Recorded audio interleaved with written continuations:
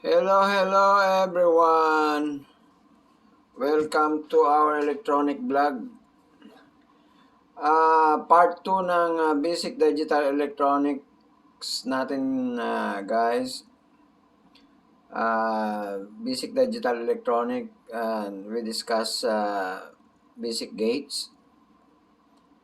So sa part 1, kung nakita ninyo video natin sa part 1 is we discuss AND gate. Now by this time sa part 2 is we will discuss OR gate, no? Itong OR gate. Yan. So what is OR gate? Ito yung truth table ng OR gate. Yan. Yan. So kung remember niyo sa AND gate,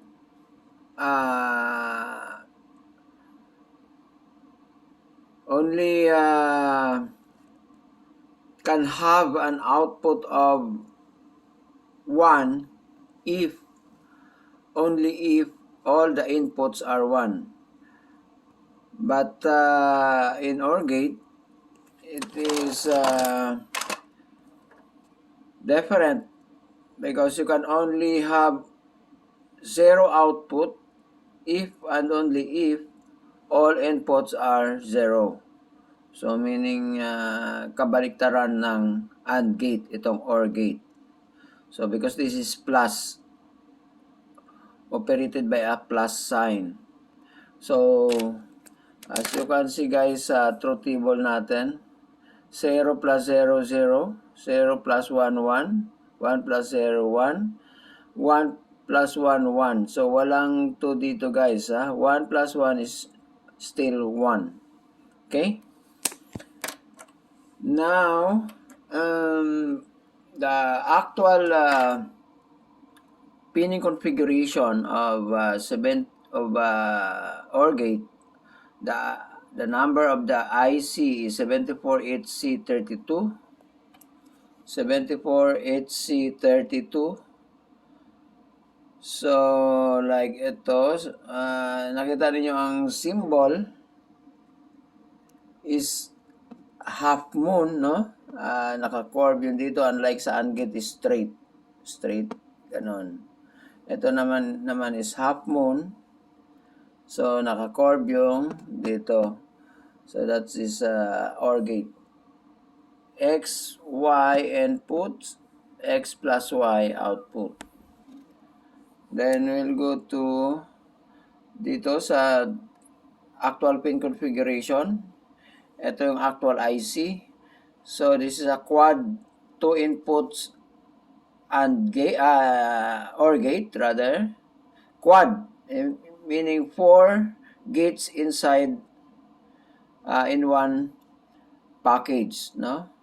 So quad gate, 2 inputs. So XY, 2 inputs. So we will try this gate on this side. And then XY, ito yung output niya, pin number 3. Ang inputs are pin 1 and 2. Output is pin 3. So we have the LED as output indicator. Okay. So we'll see if in actual we can follow this truth table. So here we now in actual setup, in actual wirings using 74HC32 IC. Pareho din ito ko kanina ang setup natin sa AND gate. Pinalitan lang natin yung IC ng OR gate. So, supply natin is 5 volts. By the way guys, ang supply ng TTL, because this is TTL technology, IC is integrated circuits, meaning sa loob ng IC na yan, ng ng itong isang package na to is maraming components sa loob yan, no? Kaya tinawag siya na integrated circuits. Sa loob, maraming components, transistors, even resistors, maybe some capacitors, no? So, yan yung loob ng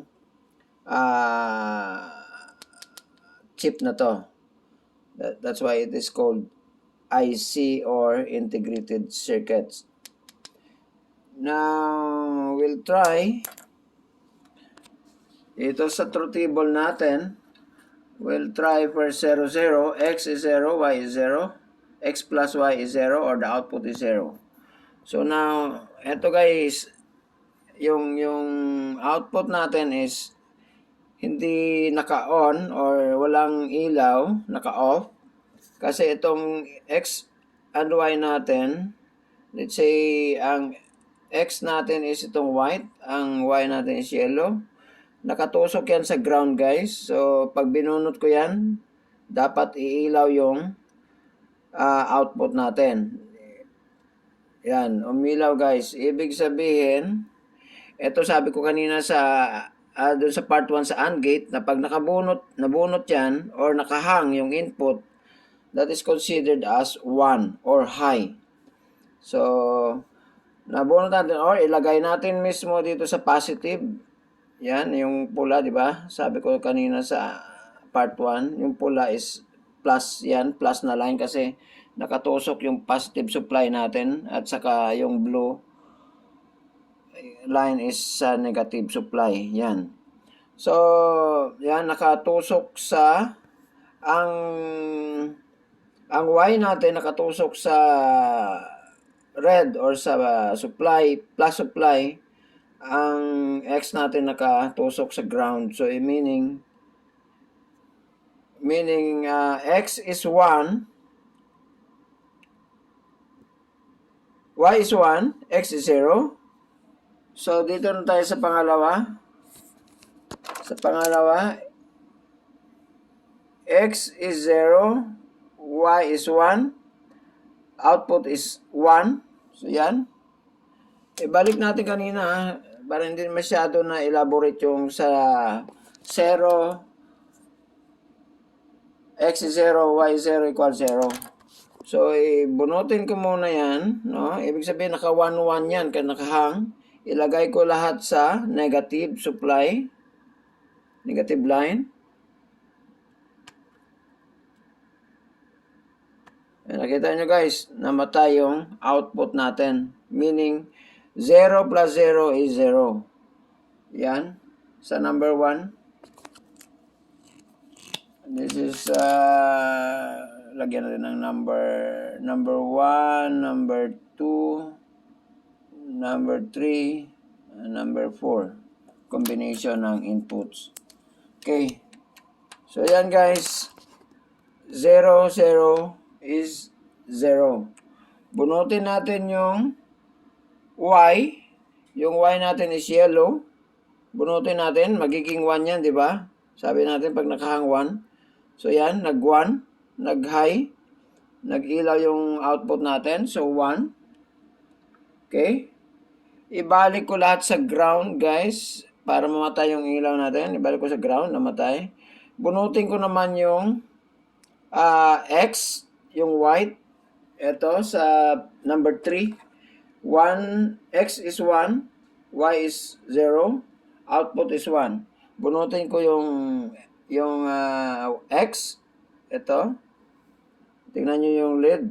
Yung output. O yan. Okay. So, nag-ilaw siya. Ibig sabihin 1. So, 1 plus 0 equals 1. Number 3. Number 4, 1, 1. Bunutin natin lahat, guys. Or itusok natin sa plus sign. Sa plus supply, sa positive supply, which is 1. And guys, so 1 plus 1 is 1. So yan guys, nasunod yung truth table natin dito sa actual na presentation natin ng OR gate. So OR gate, okay, add, OR, then next video natin is NOT, then NOR, NAND, XOR, XNOR. Right? So, yan lang muna guys for this time. OR gate. Yan. So, nasunod natin yung truth table. Actual configuration. Nasunod din. So, bye for now. Wait for our next video for NOT gate.